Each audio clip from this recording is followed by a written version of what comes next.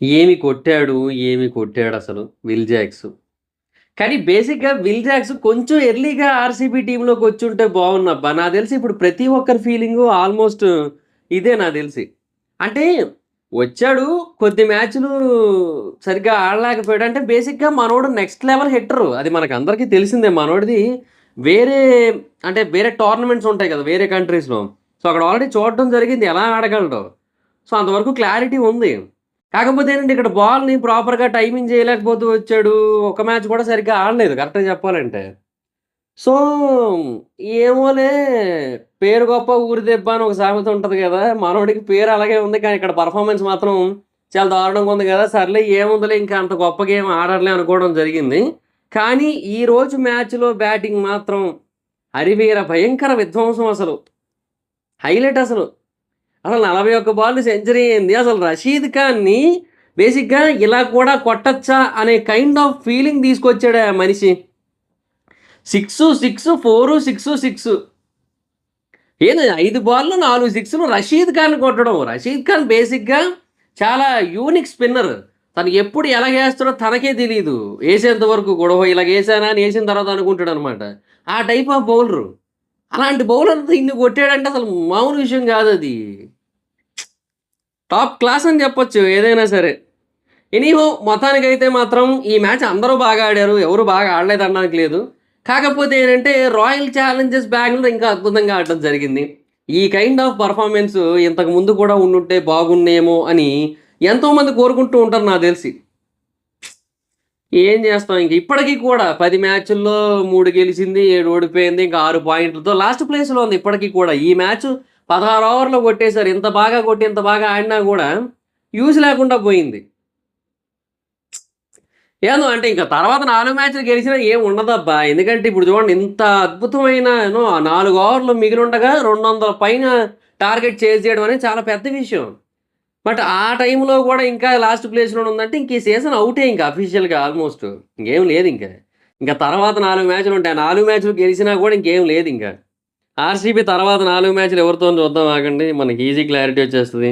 Next match కూడా జీటీతోనే. So, maybe గెలవచ్చేమో. నెక్స్ట్ పంజాబ్‌తో చెప్పలేము. పంజాబ్ బేసిక్‌గా ఎప్పుడు ఎలాగుంటదో తెలీదు. కాకపోతే వీళ్ళు గెలిచిన 3 మ్యాచుల్లో ఒకటి పంజాబ్ మీదనమాట.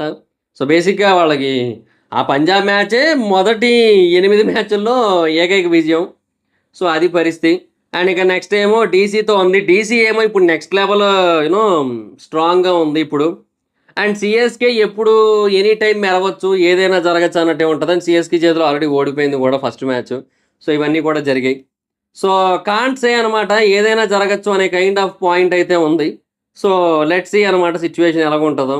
అండ్ జీటీ ఇప్పుడు 10 మ్యాచ్‌లు ఆడేసి 8 పాయింట్లతో ఉంది. సో, జీటీకి కూడా చాలా వరకు కష్టమే అని చెప్పొచ్చు. అండ్ డీసీ బేసిక్‌గా అసలు చాలా వరస్ట్ పొజిషన్ నుంచి చాలా అంటే చాలా బెస్ట్ పొజిషన్‌కెళ్ళిపోయిందని చెప్పొచ్చు జీటీ అయితే మాత్రం. సో, సారీ జీటీ అంట సారీ. డీసీ. జీటీ కాదు డీసీ.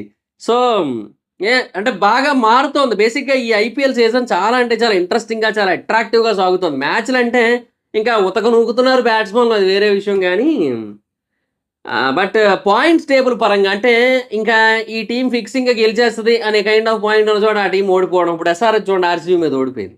అన్‌ఎక్స్‌పెక్టెడ్. ఆర్ఆర్ మాత్రమే ఎక్స్‌పెక్టేషన్స్‌కి తగ్గట్టుగా గెలుస్తూ వస్తుందనమాట. అది మ్యాటర్. సో, విల్ జాక్స్‌కే ప్లేయర్ ఆఫ్ ది మ్యాచ్ అయితే ఇవ్వడం జరిగింది. And obviously he deserves that ఆ రేంజ్‌లో ఆడాడు ఈ మ్యాచ్ అయితే.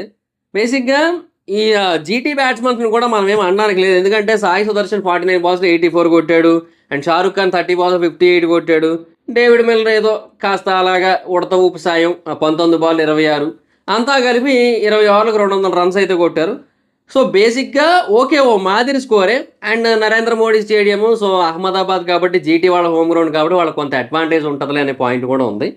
బట్ ఎన్నున్నా కూడా ఇంకా స్టార్టింగ్ నుంచి కూడా వీళ్ళ బ్యాటింగ్ అయితే చాలా బాగా కొనసాగిందబ్బా! మెయిన్. ఫస్ట్ పవర్ ప్లే ఏదైతే 6 ఓవర్లు ఉంటాయో, ఆ 6 ఓవర్‌లోనే వీళ్ళకి 63 రన్స్ వచ్చేసాయి. సో, అక్కడే వీళ్ళకి కొంచెం మంచి అడ్వాంటేజ్ వచ్చిందని చెప్పొచ్చు. బేసిక్‌గా second over 15 runs, third over ఏమో 17 రన్స్. ఇలా రావడం వల్ల అంట సిక్స్త్ ఓవర్‌లోనేమో 15 రన్స్. ఇవి రావడం వల్ల ఆటోమేటిక్‌గా వీళ్ళకి పవర్ ప్లేలో మంచి రన్స్ వచ్చాయి. ఆ తర్వాత స్కోర్ కొంచెం నెమ్మదించింది. మరీ అంత స్పీడ్‌గా ఏమి వెళ్ళలేదు. ఎందుకంటే ఫోర్త్ ఓవర్‌లో ఆల్రెడీ ఎవరు డూప్లెసిస్ అవుట్ అయిపోయాడు కదా. సో ఇంకా తర్వాత కొంచెం స్లో అవుతుంది మరి స్కోర్, అది కామన్ అది.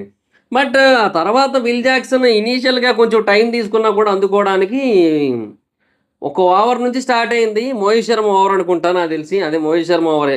13 11 ఓవరు. అక్కడి నుంచి స్టార్ట్ అయిందయ్యా. ఇంకంతే ఇంక. ఆ తర్వాత నుంచి ఇంకా వెనకడుగు ఎగిలే.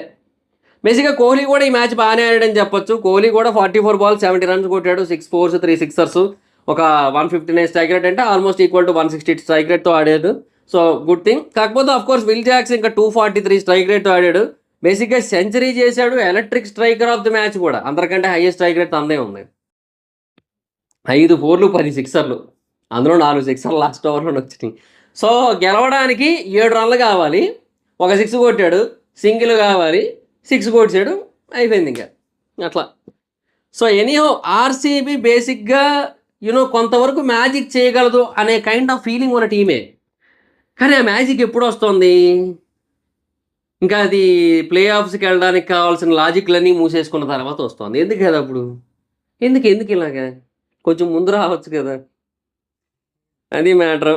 సో, బేసిక్‌గా ఐపీఎల్‌లో సక్సెస్‌ఫుల్ చేజెస్‌లో ఇది సెకండ్ హైయెస్ట్ అని చెప్పొచ్చు బెంగుళూరుకి. యాక్చువల్‌గా 201 కదా ఇది చేజ్ చేశారు. Actual target 201. వీళ్ళు 206 కొట్టేసారులెండి గానీ, టార్గెట్ 201 కదా! సో, అది వీళ్ళకి సెకండ్ హైయెస్ట్ చేసి అంతకుముందు యూనో పంజాబ్ కింగ్స్ మీదే 2010లో చేయడం జరిగింది. అండ్ ఇంకా తర్వాత ఐపీఎల్‌లో ఫాస్టెస్ట్ 100 బై బాల్స్ బేస్డ్ అయితే మాత్రం విల్ జాక్స్ కంటే ముందు నలుగురైతే ఉన్నారు. ఫస్ట్ క్రిస్ గేల్, తర్వాత యూసఫ్ పఠాను, ఇంకా తర్వాత మిల్లరు, తర్వాత ట్రావిస్ హెడ్ వీళ్ళున్నారు. విల్ జాక్స్ 41 బాల్స్‌లో అయితే కొట్టడం జరిగింది. సో, ఎనీహౌ చాలా అంటే చాలా అద్భుతంగా ఆడారని చెప్పొచ్చు. అండ్ 200+ టార్గెట్స్‌ని చేజ్ చేస్తున్నప్పుడు ఎక్కువ బాల్స్ మిగిలుండగా గెలిచిన టీమ్ ఆర్‌సీబీ ఎప్పుడు 24 బాల్స్ ఉండగా గెలిచారు. ఇంతకుముందు ఎంఐ ఆర్‌సీబీ మీదే 21 బాల్ ఉండగా గెలిచిందనమాట. సో, నాకైతే మాత్రం బేసిక్‌గా మ్యాచ్ అయితే చాలా అంటే చాలా బా అనిపించింది. బట్ సమ్‌హౌ ఈ మెరుపులు ఏవైతే ఉన్నాయో, ఈ ఉరుములు, ఈ మెరుపులు, ఈ పిడుగులు ఏవైతే ఉన్నాయో ఇవన్నీ కూడా కొంచెం గ్రూప్‌లోని ఎర్లీ స్టేజెస్‌లో వస్తే బావుంటదనమాట. ఇప్పుడొచ్చినా కూడా ఉపయోగం ఏటి లేదు. అది వచ్చిన బాధ. సో, అది మ్యాటర్. అండ్ ఇంకోటేంటంటే ఈ మ్యాచ్ ఆర్‌సీబీ వాళ్ళ బౌలింగ్ కూడా కొంతవరకు బెటర్ అయిందా. Swapnil Singh 7.7 economy, Siraj 8.5 economy, Yash Dayal 8.5 economy, Maxwell 9.3 economy వీళ్ళందరూ బానిచ్చారు. కరణ్ శర్మ 12.7, గ్రీన్ ఏమో 14 వీళ్ళిద్దరూ తగిలించుకున్నారు బానే గానీ, మిగతా నలుగురు బౌలర్లు కూడా మంచి ఎకానమీతో ఇచ్చారని చెప్పొచ్చు. అండ్ వీళ్ళ దాంట్లో ఒమర్జాయ్ ఒక్కడే 9 ఎకానమీతో ఇచ్చాడు. సందీప్ వారియర్ 15, సాయి కిషోర్ 10, రషీద్ ఖాన్ 12.8, నూర్ అహ్మద్ 10.8, మోహిత్ శర్మ 20.5, 2 ఓవర్లకి 41. మరి అదేనది 15వ ఓవర్ ఆ రేంజ్‌లో ఇచ్చాడు మరి 29 రన్‌లు. రషీద్ ఖాన్ కూడా అంతే. రషీద్ ఖాన్ కూడా యాక్చువల్‌గా 29 రన్స్ ఇచ్చాడు. కాకపోతే రషీద్ ఖాన్ ఏంటంటే ఆ ముందు 3 ఓవర్‌లో కొంచెం బెటర్ చేయడం జరిగింది. అది పరిస్థితి. ఈడ చూస్తేనేమో మనోడు 2 ఓవర్లకే 41 ఇచ్చాడు. ఏం చేస్తాంలేండి ఇంక అంతే ఇంక. సో, అది గైస్ మ్యాటర్. వాళ్ళు పవర్ ప్లేలో బాగా తక్కువ కొట్టారు. సో, అక్కడ కొంచెం మైనస్ అయింది నాకు తెలిసి. సో, వాళ్ళు పవర్ ప్లేలో 42 రన్స్ కొట్టడం అనేది కొంచెం డిసడ్వాంటేజ్ వాళ్ళకి. ఒకవేళ వాళ్ళు ఆ టైంలో ఒక 75 రన్స్ కొట్టుంటే 75 అంటే మరి ఎక్కువైంది. అట్‌లీస్ట్ ఒక 65 ఆ రేంజ్‌లో గనక కొట్టుంటే అట్‌లీస్ట్ కొంచెం పోరాడడానికి అవకాశం ఉండేది. అఫ్‌కోర్స్ విల్ జాక్స్ ఈ రేంజ్‌లో కొడితే ఇంకా ఎక్స్‌ట్రా కొట్టిన 25 రన్స్ కూడా ఏం సరిపోవు అనుకోండి, అది వేరే విషయం. బట్ అయినా కూడా ఏమో ఇంకొక 25, 30 రన్స్ తగ్గాయేమో అనిపించింది జీటీ వాళ్ళకి. సో, అది మరి మ్యాటర్. సో, చూద్దాం guys. Night match SRH versus RCB. And ఆ మ్యాచ్‌లో ఎవరు గెలుస్తారో లెట్స్ సీ. ఎస్ఆర్‌హెచ్ వాళ్ళైతే టాస్ గెలిచి బౌలింగ్ ఎంచుకోవడం జరిగింది. సో, సీఎస్‌కే ఫస్ట్ ఆడుతుంది. యాక్చువల్‌గా ట్విస్ట్ ఏంటంటే ఇది చెన్నైలో జరుగుతున్న మ్యాచ్. అండ్ రీసెంట్‌గా ఎల్ఎస్‌జీతో చెన్నైలోనే ఓడిపోవడం జరిగింది. అండ్ ఇప్పుడేమో టాస్ కూడా ఓడిపోయారు. సో, డిసడ్వాంటేజ్‌లు ఎక్కువే ఉన్నాయి సీఎస్‌కేకి. ఎస్ఆర్‌హెచ్‌కే పాజిటివ్‌లు ఎక్కువ ఉన్నాయి. సో, లెట్స్ సీ ఏమవుతదో. సో, అది గైస్ సిట్యుయేషన్. ఇది వీడియో కనుక మీకు నచ్చినట్లయితే లైక్ చేయండి, వీడియో షేర్ చేయండి. ఇప్పటికైనా మన ఛానల్ సబ్స్క్రైబ్ చేసుకోకపోతే ఇప్పుడే సబ్స్క్రైబ్ చేసుకోండి. పక్కన బెల్ ఐకాన్ ఆన్‌లో పెట్టుకోండి. నా ఫర్దర్ వీడియోస్ మిస్ అవ్వకుండా చూడొచ్చు. చాలా మంది చూస్తున్నారు కానీ సబ్స్క్రైబ్ చేసుకోవట్లేదు. So, please try to subscribe, click the bell icon also. నా ఇన్‌స్టాగ్రామ్ ఐడీ జబర్దస్త్ మైదాన్, అక్కడ కూడా వచ్చినట్టు ఫాలో అవ్వచ్చు. Thank you so much guys. Bye. Meet you next video. Bye by.